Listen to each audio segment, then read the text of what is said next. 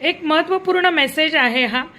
ज्या वेळेला तुम्ही नवीन घर घेता, नवीन दुकान घेता, ह्या जागेतून त्या जागेमध्ये स्थलांतर करता, मग भाड्याचं असे ना, पण त्यावेळेला आपण सगळ्यात पहिले आपले देव तिथे नेऊन ठेवतो आणि मग आपलं बाकीचं सामान हळूहळू नेतो।